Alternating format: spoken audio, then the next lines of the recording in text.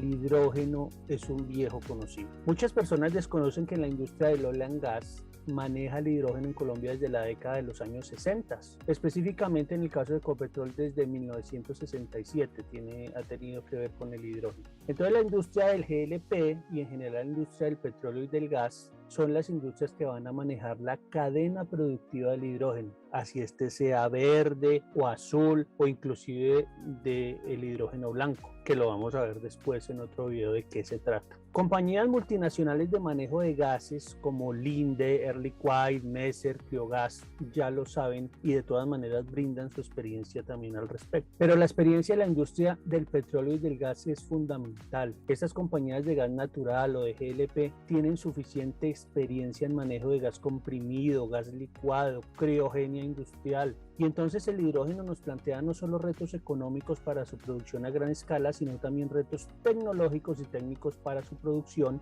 transporte, comercialización y distribución. Compañías como Ecopetrol ya están asumiendo el reto de la exploración del hidrógeno blanco. Pero entonces, ¿el hidrógeno realmente es un vector energético o es un vector para el efecto invernadero? Últimamente ha surgido esa pregunta. Entonces recordemos que el hidrógeno es el gas más ligero. Su tendencia es a escapar hacia el espacio exterior, que es el lugar de su génesis, o sea, donde se formó, se originó. Recordemos que el universo está formado por 75% de hidrógeno y 23% de helio.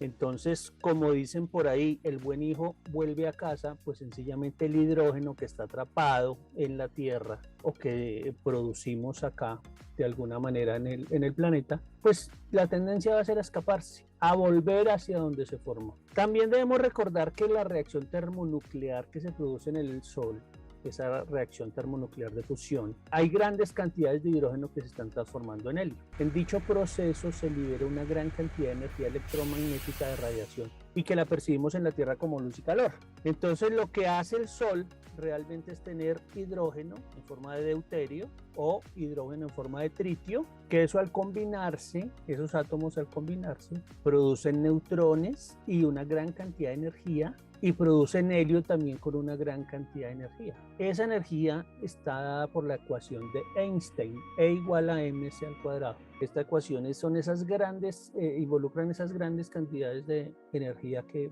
produce el Sol. Entonces el hidrógeno, al ser el gas más ligero, se hace necesario que en la manipulación se deba tener mucho cuidado del sellado, ya que no solo el hidrógeno es un gas inflamable, sino que puede interactuar con los gases y otros compuestos que están presentes en la atmósfera. En la atmósfera nosotros tenemos muchos gases, entre ellos tenemos 3 compuestos que son fundamentales. Uno es el metano, CH4, otro es el ozono, O3, y otro es el vapor de agua, H2O, agua en forma de vapor. Y entonces lo que vamos a ver es cómo interactúa el hidrógeno cuando se escapa con estos compuestos. Pero hay unos antecedentes. Un estudio de la Universidad de California analizó el aire atrapado en el hielo antártico en los últimos 150 años. Compararon esas muestras de aire de finales del siglo XX y determinaron un aumento del 70% de hidrógeno en estas últimas. Entonces lo que hicieron los científicos fue concluir que el aumento era debido a la actividad humana, algo que se conoce con el nombre de procesos antrópicos, debido a su uso en procesos industriales, quema de hidrocarburos y sobre todo fugas de hidrógeno. Pero ¿cómo influye el hidrógeno en el calentamiento global? Esto que les voy a decir, los ambientalistas van a poner el grito en el cielo, pero es la realidad. Resulta que puede llegar a ser peor el remedio que la enfermedad, es la pregunta que nos hacemos. Algunos estudios sugieren que el hidrógeno es 33 veces más nocivo que el dióxido de carbono como gas de efecto invernadero, lo que llamamos el GEI, o en inglés el GHG, Greenhouse Gas, a 20 años. Por eso algunos se han atrevido a llamar al hidrógeno el gas de doble filo. Entonces recordemos que siempre que uno habla de un gas de efecto invernadero, qué tan nocivo es con respecto al dióxido de carbono, tenemos que tener un horizonte de años.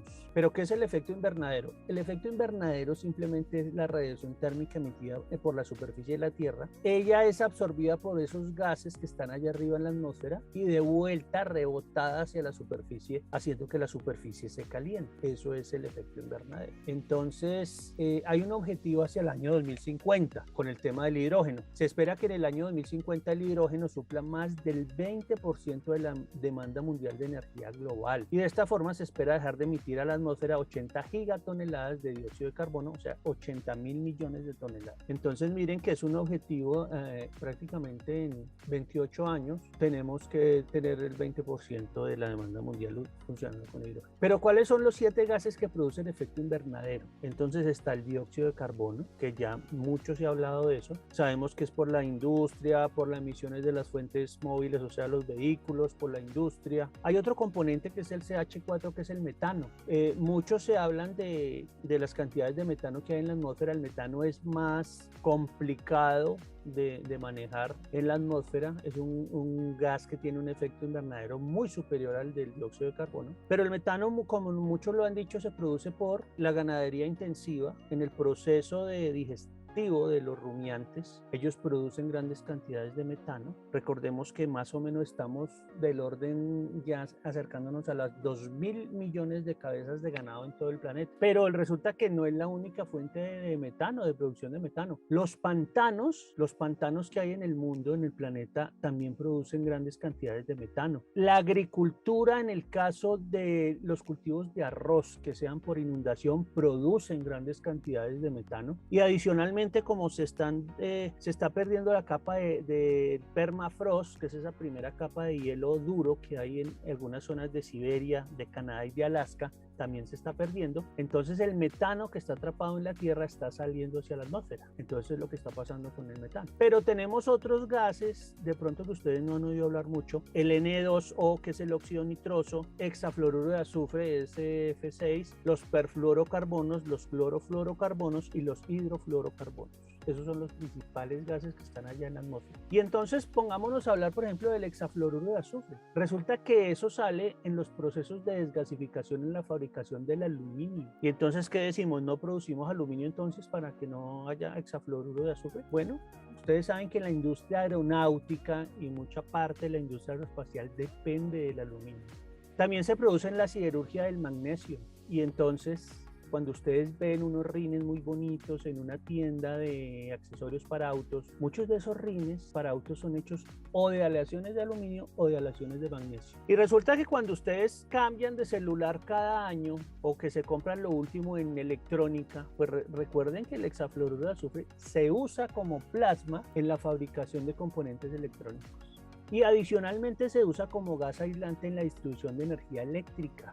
Hoy en día que estamos hablando de que todo debe ser eléctrico, pues grandes demandas de electricidad a través de todas esas líneas de distribución que hay en el planeta, pues ahí estamos utilizando como un gas aislante en la distribución de energía. Entonces, dense cuenta que no es solo el CO2, no es solo el metano. Y para los que les gusta y hablan mucho de la agricultura intensiva, resulta que el óxido nitroso se produce en el uso de fertilizante nitrogenado y en la agricultura, en la quema de combustibles y en la biomasa. Grandes cantidades de óxido nitroso son gracias a la agricultura y es un gas de efecto invernadero.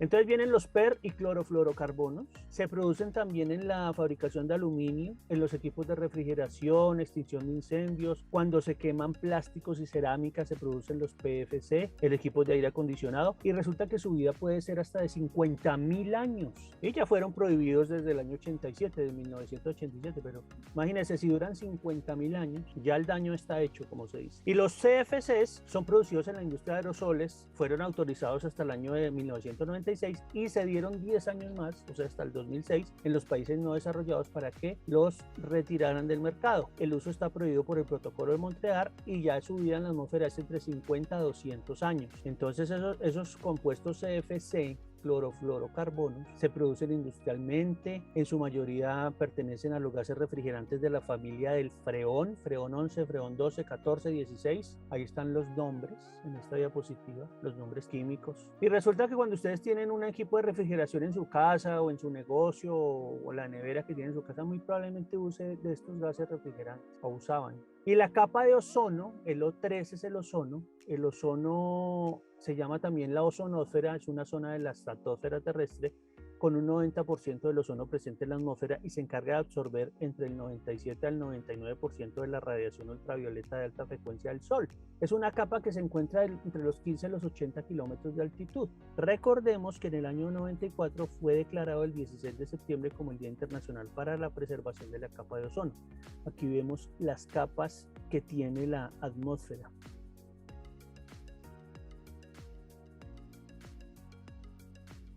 Y entonces ahí vienen los hidrofluorocarbonos, aunque son gases ambientalmente amigables, pero no del todo, se llaman gases definitivos, se producen sintéticamente, se usan en la industria de los aerosoles y por eso los aerosoles que son a base de HFC tienen un indicativo en el depósito que dice que no dañan la capa de ozono. Ya tiene un ciclo de vida más corto que va desde 1 año hasta los 260 años. Al no afectar la capa de ozono se dice que tienen un ODP igual a 0.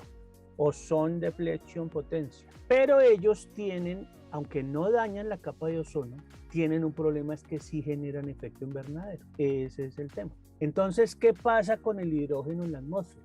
Resulta que cuando el hidrógeno se fuga, porque es uno de los gases más ligeros que hay y su tendencia es a irse hacia la atmósfera, pues él coge y reacciona con el oxígeno que está presente en el ozono, o sea, con el O3. El ozono está en la mesósfera y también reacciona ese hidrógeno con el metano de la troposfera y de la estratosfera, o sea, las capas más bajas de la atmósfera. Y entonces, durante un periodo de 100 años, lo que llaman el GWP, Global Warming Potential, o sea, el potencial de calentamiento global del hidrógeno, lo han medido los científicos, está entre los 11,5 más o menos 5. Teniendo en cuenta que el GWP del dióxido de carbono es 1.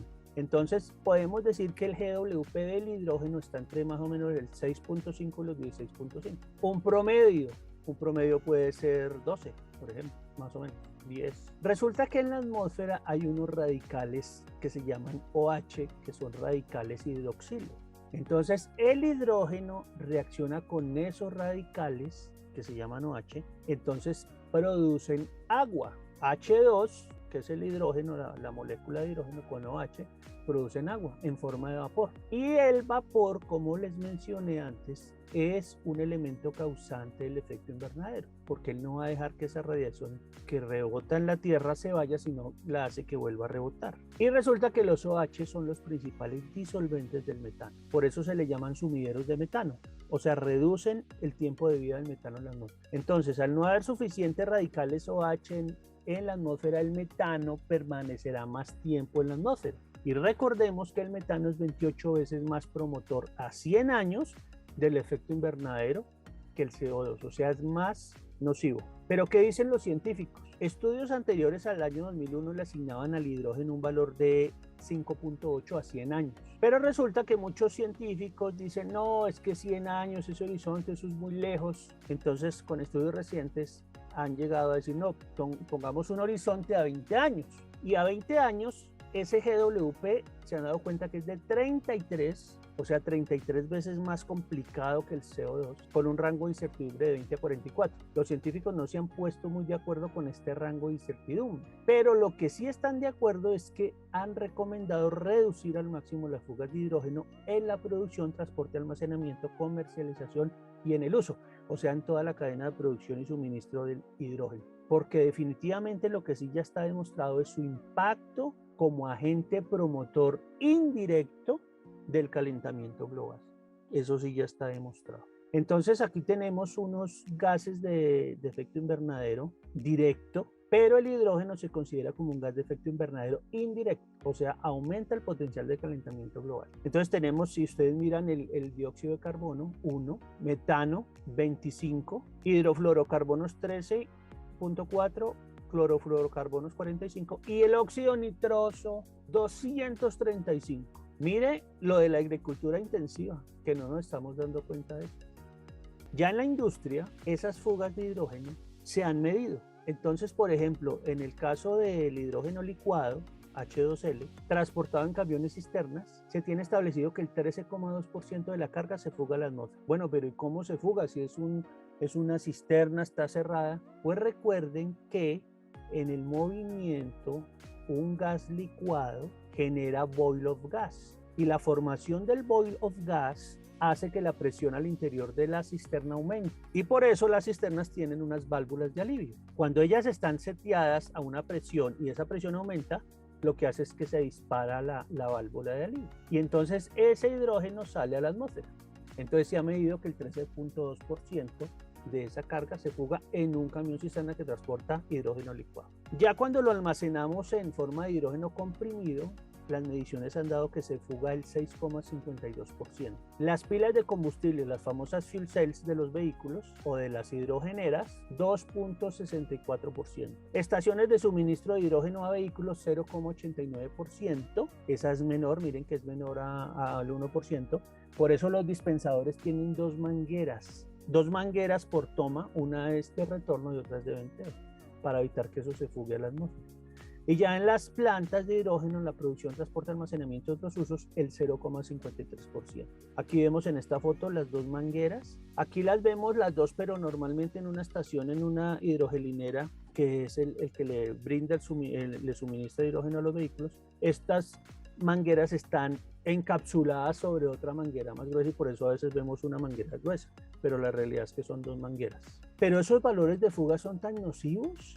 Pues estudios han demostrado que la molécula de hidrógeno, al ser mucho más pequeña que la de metano, o sea, la del gas natural, y al ser más volátil, se filtra alrededor de las juntas de las tuberías de acero, o sea, de las bridas de los gasoductos actuales. Por eso los estudios están enfocados actualmente a ver qué tanta cantidad de hidrógeno podemos meter en las tuberías de gas con el fin de poder transportar el hidrógeno, porque si metemos mucho hidrógeno, lo que hacemos es que por estas juntas, por estas bridas se va a fugar. Y una de las cosas que tenemos que hacer es tener controlado eso. Entonces, esa disminución de fugas de hidrógeno, se han propuesto varias cosas y se han visto que se pueden disminuir transportando el hidrógeno a través de tuberías de cobre, por ejemplo. Pero es muy costoso hacer todo el cambio de gasoductos por hidrogenductos que sean de cobre. Eso resulta económicamente inviable. O está transportarlas en polietileno, como las redes de distribución en las ciudades, son redes de polietileno. Las redes de distribución de gas natural o de gas GLP por redes normalmente son de polietileno, o utilizar fibras compuestas de un material que se llama composite. Entonces, otros estudios han sugerido que el 9,2% del hidrógeno producido por electrólisis llegará a la atmósfera por ventilación y purga, salvo que se tomen se trabajen con algo que se llama la ventilación cruzada, y es una combinación de hidrógeno de purga, en cuyo caso el valor se reduce al 0,52%. Entonces aquí vemos lo que es la ventilación cruzada. Entonces estos son temas que tienen que ver con dinámica de fluidos. Entonces las instalaciones tienen que diseñarse de tal manera que en un lado haya presión positiva, que en el otro haya presión negativa, que haya un flujo de ese elemento y que no se fugue a la atmósfera. Entonces aquí está el resumen de las fugas de hidrógeno. Donde más se fuga es en el hidrógeno cuando es licuado, por lo que yo les digo, por el boil of gas. Está hidrógeno comprimido, 6,52, fuel 6, 2,64. En las estaciones de suministro, 0,89. En la producción, transporte, almacenamiento y otros usos, 0,53. Electrólisis sin ventilación cruzada en las hidrogeneras, 9,2. O si ya es electrólisis con ventilación cruzada, 0,52. Pero no solo las fugas se producen en el hidrógeno que se forma como subproducto de ciertos procesos industriales y al que se le ha denominado hidrógeno blanco, o sea, ese hidrógeno de origen artificial. La industria del petróleo en sus procesos no es que quiera producir hidrógeno, el hidrógeno se produce por ciertas reacciones químicas y finalmente pues se forma, por eso es que lo han llamado hidrógeno blanco, porque se forma muy espontáneamente en esa reacción química y hay que darle un uso. Ya teniéndolo en el proceso, pues hay que usarlo, y eso es lo que ha hecho la industria. Pero resulta que el hidrógeno también se ha analizado que con el desarrollo de la industria petrolera, particularmente el proceso de extracción de petróleo por medio de algo que se llama el fracturamiento hidráulico multietapa en la roca generadora a través de pozos horizontales a grandes profundidades, proceso conocido como fracking, se descubrieron grandes cantidades de hidrógeno de origen natural o geológico y por su formación espontánea también se le llamó hidrógeno blanco. Vamos a tener un video especial de este tema de hidrógeno blanco. Entonces, este hidrógeno también es conocido como hidrógeno natural o hidrógeno geológico. Entonces ya se comienza a hablar de en la industria del petróleo y del gas de yacimientos de hidrógeno y de fugas geológicas de hidrógeno. Así como se fuga el metano de forma natural, espontánea, hacia la atmósfera, así mismo está pasando con el hidrógeno. Entonces, podemos hacer una afirmación concluyente. El hidrógeno no es un gas de efecto invernadero directo, pero su interacción en la atmósfera con otros compuestos ocasiona que se repotencialicen algunos de los compuestos de efecto invernadero, principalmente el metano, el ozono y el vapor de agua. Entonces hay que controlar sus fugas a la atmósfera por medios tecnológicos y técnicos en toda la cadena productiva de suministro, desde la exploración, producción, almacenamiento, transporte, comercialización, distribución y uso final de este energético. Entonces, algo que debemos hacer si trabajamos con hidrógeno es eso, controlar las fugas. Porque es que hoy en día, por ejemplo, les pongo el caso de España. En España se espera que en el año 2030, que ya está prácticamente 8 años, rueden ya 5.000 vehículos de hidrógeno. Hoy en día ya se comercializa el Toyota Mirai, que almacena 5.6 kilogramos de hidrógeno en 3 tanques tipo composite, y el Hyundai Nexo, que almacena 6.7 kilogramos de hidrógeno en 3 tanques también de tipo composite. Ambos consumen 0,95 kilogramos de hidrógeno cada 100 kilómetros, lo que le da una autonomía aproximada de 650 kilómetros. Traen baterías de 40 kilovatios y su motor eléctrico da una potencia de 120 kilovatios. Entonces mire que esto ya, lo que pasa es que está costoso, pero hoy en día, si usted tiene en España recursos, si usted dispone de $70.000, usted ya puede comprarse un carro a hidrógeno y tiene dónde recargarlo. Entonces aquí está los líderes en vehículos a hidrógeno, el Hyundai Nexo, a través de un programa que tienen ellos. Hyundai tiene un programa que se llama el H2, simplemente es como poner H2, o sea, hidrógeno, en ese programa para comercialización y desarrollo de todos esos vehículos a hidrógeno. Y el Toyota Mirai, son vehículos que funcionan con lo que llaman las fuel cells. Pero Hyundai también la división de Trucks and Bus de Hyundai también ha hecho camiones. El Hyundai 100 tiene 7 tanques de hidrógeno fabricados en material compuesto, ubicados detrás de la carrocería con capacidad de 31 kilogramos de hidrógeno, potencia del motor eléctrico 350 kilovatios, tanqueo a 350 bares. Y el Toyota Hino Fuel Cells, acuérdense que Hino es el principal fabricante de camiones en Japón y es propiedad del grupo Toyota. Este camión está basado en el Hino Profia, tiene autonomía de 600 kilómetros, 2 baterías de 90 kilovatios cada uno. Son los vehículos de cero emisiones que ya se están comercializando en estos países, ya hay hidrogelineras. Entonces, esto, si ya lo vamos a empezar a utilizar, pues no nos puede pasar lo que nos ha pasado, que por usar ciertos combustibles hemos aumentado el efecto invernadero.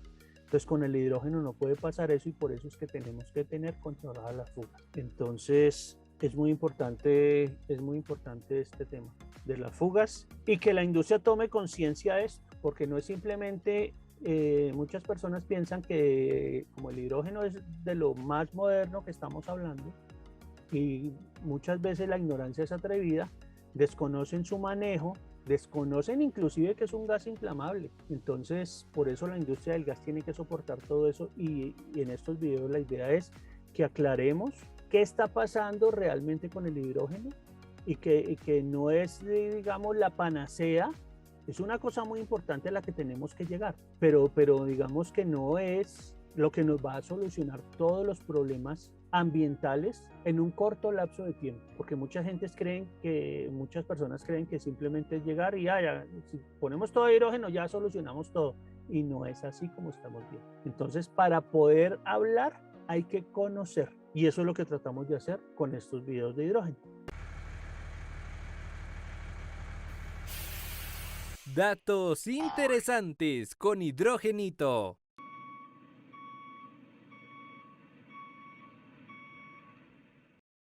Precios de tanquear con hidrógeno en España. Precios en euros actualizados a abril de 2022. Tanquear 5 kilogramos de hidrógeno en un Toyota Mirai o en un Hyundai Nexo, ambos en sus 3 tanques de hidrógeno, está entre los 56 a 67 euros. Es decir, El precio por cada kilogramo de hidrógeno está entre los 11 a 13 euros. El tiempo de recarga es de 3 a 5 minutos a una presión de 700 bares. Se ha llegado a obtener un costo promedio de 9,5 euros por cada 100 kilómetros recorridos. Hacer esos 100 kilómetros en gasolina puede costar 11 euros. El precio de cada uno de estos vehículos en su versión básica sobrepasa los 70.000 euros.